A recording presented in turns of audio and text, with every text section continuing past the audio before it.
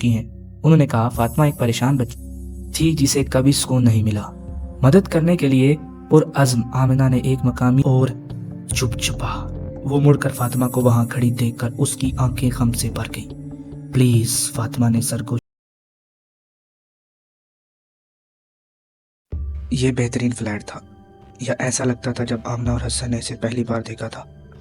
Cedar group شہر کے کنارے پر واقع ایک پرسکون کمپلیکس تھا جس کے چاروں طرف بلند و بالا درخت تھے جو ہوا میں سرگوشی کرتے تھے۔ قیمت مشکوک طور پر کم تھی، لیکن وہ نو بیاہتا جوڑے اپنی زندگی ایک ساتھ شروع کرنے کے لیے بےتاب تھے۔ آمنہ ایک مصنف نے تنہائی کو اپنے کام کے لیے بہترین پایا، جبکہ حسن ایک سافٹ ویئر انجینئر نے پرسکون ماحول کی تعریف کی۔ ذمہ دار مسٹر گریسن ایک مہربان مسکراہٹ کے ساتھ ایک عمر رسیدہ شخص تھا، لیکن آنکھیں جو ہزار راز چھپاتی تھی۔ یہ ایک خوبصورت جگہ ہے، اس نے چابیاں دیتے ہوئے کہا، لیکن یہ پرانا ہے، آپ رات کو چیزیں سن سکتے ہیں۔ یہ صرف عمارت ہے۔ وہ ایک کرکرا موسم خزاں کے دن میں چلے گئے۔ ہوا گرے ہوئے پتوں کی خوشبو اور نئی شروعات کے وعدے سے بھری ہوئی تھی۔ آمنہ اور حسن نے پیک کھول دیا۔ ان کی ہنسی خالی کمروں کو بھر رہی تھی۔ انہیں بہت کم معلوم تھا کہ ان کی خوشی جلد ہی دہشت میں بدل جائے گی۔ پہلی چند راتیں پرامن تھی، لیکن جیسے جیسے دن ہفتوں میں بدلتے گئے آمنہ کو بے چینی محسوس ہونے لگی۔ اس کی شروعات چھوٹی چھوٹی چیزوں سے ہوئی، وہ چیزیں جہاں اس نے انہیں چھوڑا تھا۔ حالوں میں گونجنے والی عجیب آوازیں اور ایک ٹھنڈا مسودہ جو اس کا پیچھا کرتا دکھائی دے رہا تھا۔ ایک شام جب حسن دیر سے کام کر رہا تھا، آمنہ اپنی میز پر بیٹھی لکھنے کی کوشش کر رہی تھی۔ اس نے ایک ہلکی سی سرگوشی سنی، جیسے کوئی بچہ ہنس رہا ہو۔ اس نے اسے اپنی تخیل کے طور پر مسترد کر دیا، لیکن کہکا بلند قریب تر ہوتا چلا گیا۔ وہ ادھر ادھر گھوما، لیکن کمرہ خالی تھا۔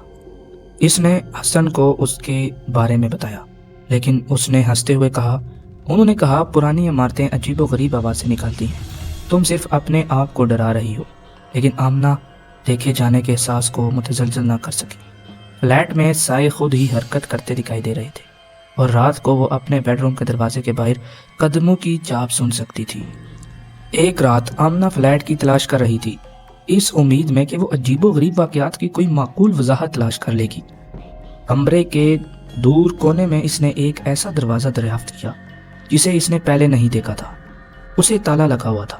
جب اس نے مسٹر گریسن سے اس کے بارے میں پوچھا تو اس کا چہرہ پیلا پڑ گیا۔ وہ کمرہ حد سے باہر ہے، اس نے سختی سے کہا، یہ آپ کی اپنی بھلائی کے لیے ہے۔ لیکن آمنہ کا تجسس اس سے بڑھ گیا۔ اسے ایک چابی ملی جو تالے کے ساتھ فٹ تھی، اور حسن کے کام پر ہوتے ہوئے اس نے تفتیش کرنے کا فیصلہ کیا۔ ایک چھوٹا سا خاک آلود کمرہ ظاہر کرنے کے لیے دروازہ کھلا۔ بیچ میں ایک پرانی کرسی تھی جو آہستہ سے آگے پیچھے ہل رہی تھی، جیسے ابھی کوئی اس میں بیٹھا ہو۔ دیواروں پر سیاہ آنکھوں والی ایک نوجوان لڑکی کی دھندلی تصویریں تھیں۔ اس کے تاثرات پریشان کن تھے۔ آمنہ کو اپنی ریڑھ کی ہڈی میں ٹھنڈک محسوس ہوئی۔ جیسے ہی وہ جانے کے لیے بڑھی، اس نے پھر سرگوشی سنی۔ اس بار صاف کہہ رہی تھی، میرے ساتھ رہو۔ آمنہ کی راتیں اب ڈراؤنے خوابوں سے بھری ہوئی تھی۔ اس نے تصویروں میں سے لڑکی کا خوب دیکھا، اپنے بستر کے دامن میں کھڑی کھلکھلی آنکھیں سی گور رہی تھی۔ خواب بہت سچے لگتے تھے۔ وہ اکثر پسینے میں بھیگ کر جاگ جاتی تھی۔ اسے یقین ہوتا تھا کہ لڑکی ابھی بھی وہیں ہے۔ حسن کو آمنہ کی طبیعت کی فکر ہونے لگی۔ وہ پیلی اور تھکی ہوئی نظر آ رہی تھی۔ اس کی آنکھیں فلیٹ کے ارد گرد گھبراہٹ سے گھوم رہی تھی۔ اس نے مشورہ دیا کہ وہ اپنے دنوں کو صاف کرنے کے لیے ویک اینڈ ٹرپ پر جائیں۔ آمنہ نے اتفاق کیا، امید ہے کہ منظر نامے کی تبدیلی سے مدد ملے گی۔ لیکن جس رات ان کے جانے سے پہلے یہ سرگوشیاں چیخوں میں بدل گئی، آمنہ اٹھی لڑکی کو اپنے پاس کھڑے دیکھ کر اس کا چہرہ غصے سے مڑ گیا۔ تم نہیں چھوڑ سکتے، لڑکی نے بڑبڑا کر کہا، اب تم میرے ہو۔ جوابات کی تلاش میں آمنہ نے سیڈرو گروپ کی تاریخ پر تحقیق شروع کی۔ اس نے دریافت کیا کہ فلیٹ ایک پرانے یتیم خانے کی باقیات پر بنایا گیا تھا جو 1920 کی دہائی میں جل گیا تھا۔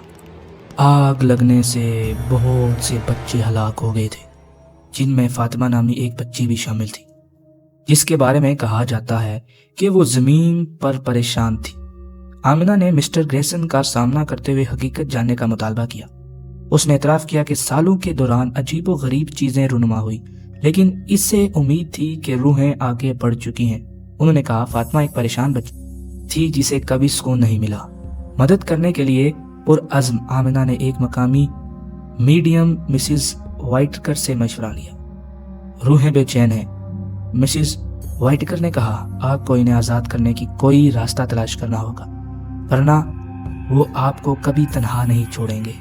مسز وائٹکر نے آمنہ کو ہدایت کی کہ وہ فاطمہ کی روح کی رہائی کے لیے صفائی کی رسم ادا کرے۔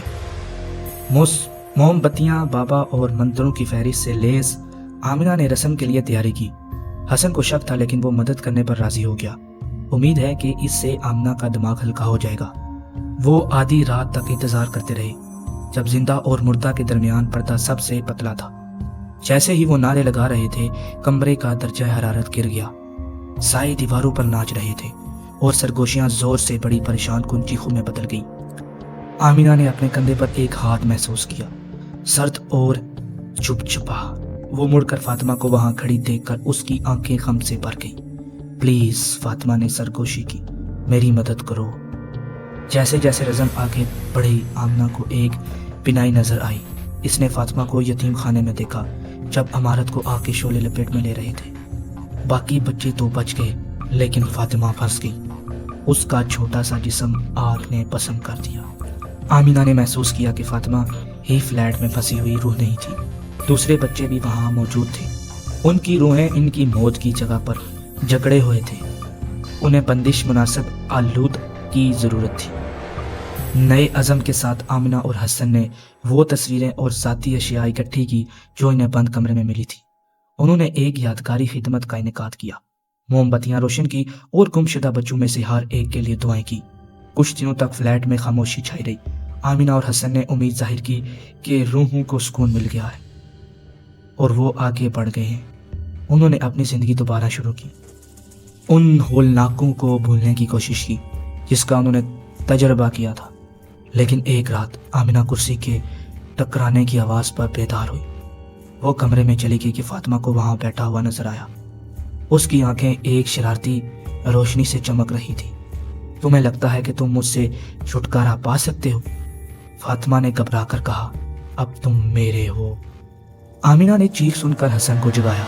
انہوں نے فلیٹ چھوڑنے کی کوشش کی لیکن دروازے نہیں ہل گئے، کھڑکیاں بند کر دی گئی اور وہ پھنس گئے۔ آمنہ اور حسن نے ڈر کے مارے ایک دوسرے کو پکڑ کر بیڈ روم میں خود کو روک لیا۔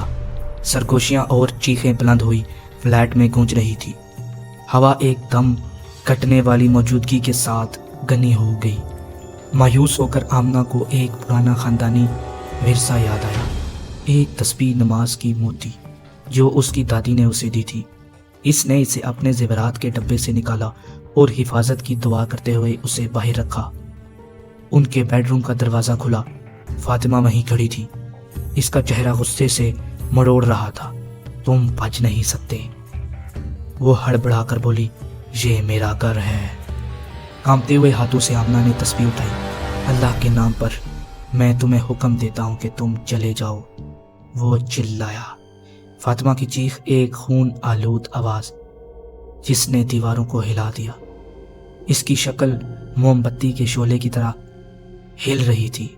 ایک آخری اذیت ناک آہوں کے ساتھ وہ ایک خوفناک خاموشی چھوڑ کر غائب ہو گئی۔ اگلی صبح آمنہ اور حسن نے فلیٹ کو بے حد خاموش پایا۔